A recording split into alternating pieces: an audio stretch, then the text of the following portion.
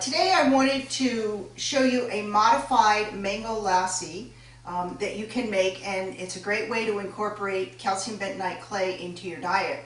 This recipe comes from Lisa Coffee of Coffee Talk, who is an Ayurvedic expert, and Lisa says that this particular recipe is good for all three doshas. Depending on what yours is, this would work. It is sugar-free, dairy-free, and gluten-free, and it's got a lot of nutrition in it. I've modified it a little bit, and as we go through it I'll tell you what I've modified. Lisa's recipe originally has 4 ingredients: tofu, mango, stevia, and a almond milk. Today I am going to use hemp milk because that's what I have on hand, and of course I'm going to add clay to it. I'm also going to add some psyllium husks for fiber, and I'm also going to add water to make it a little thinner and less milkshakey. So this is a vegan version. So we'll start by adding our ingredients.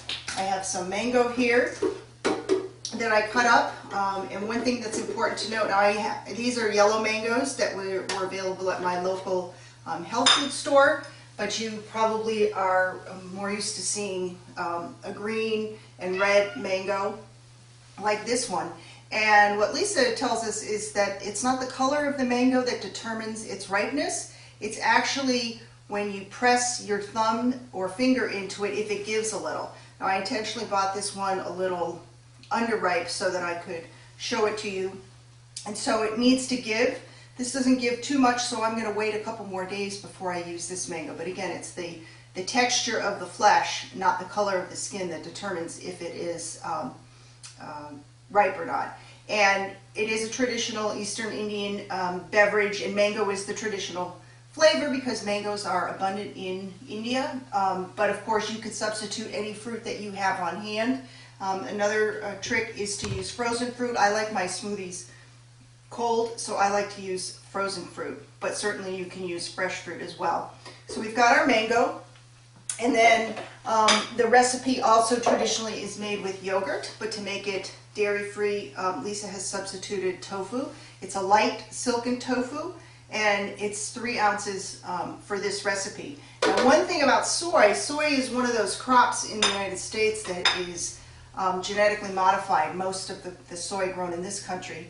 And so to make sure, if you don't want to have GMO products in your smoothie, make sure that it's organic. I've been told by a gluten-free chef that organic soy is going to be non-GMO.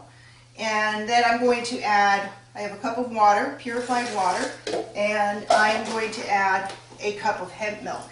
And the reason why I don't just add 2 cups of hemp milk is because I want to be mindful of the calories. 1 cup of hemp milk is 140 calories, which isn't exorbitant, but still, there's nothing wrong with adding water.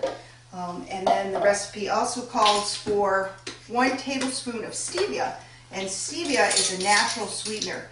There's been a lot of news just in the last week or 2 about sugar and the deleterious effects of that on our health, and stevia is a natural sweetener that comes from a plant, and so that's a really good substitute. This is stevia extract. And then, as I said, I like to modify and add to all my smoothies really psyllium husks, which are a corn, I believe they're a corn-based product. It's just a teaspoon to make it a little bit thicker and add fiber to it. And actually, Metamucil is actually psyllium husks and sweetener. And so if you are a regular user of Metamucil, maybe you can substitute just straight old psyllium husks and eliminate the sugar from your diet that way. And then, of course, the last ingredient that I'm going to add is our pure calcium bentonite clay. Doesn't have to be hydrated already, but I have it on hand. We leave this on our counter. The drinking powder is mixed 1 part clay to 8 parts water. So we make a liter of it and leave it on our counter, and then we have it to take daily. And on this smoothie, I'm going to add 2 generous tablespoons of the hydrated clay, and that is 1 ounce. I could add more, but that's what I'm going to add for me. If you have the dry drinking powder, you can just add a teaspoon of the dry powder to the smoothie, and we're good to go. I've got a BlendTech blender, which is the blender that Jamba Juice uses, so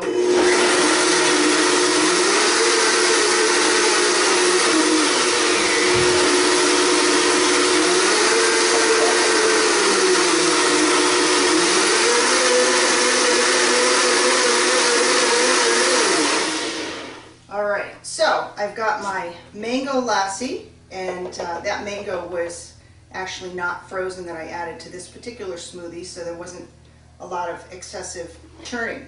So now I've got my mango lassi. I've really got enough for one big glass or two smaller glasses. The other thing I wanted to show you is these little popsicle makers. I got this at the 99-cent store. I mean, literally it was 99 cents plus tax. And what you can also do is pour the lassi into your popsicle maker, and it will make a nice ice cream pop. It's not ice cream, right? It's a lassi pop, a nice refreshing dessert. I'm going to stick the little tops in it and pop that in the freezer and let it freeze, so I've also got a nice dessert. And I'm sure, yummy. That's great. I'm just back from the gym, so it's nice to have some protein and give myself some energy for the rest of the morning. So I hope you've enjoyed the video.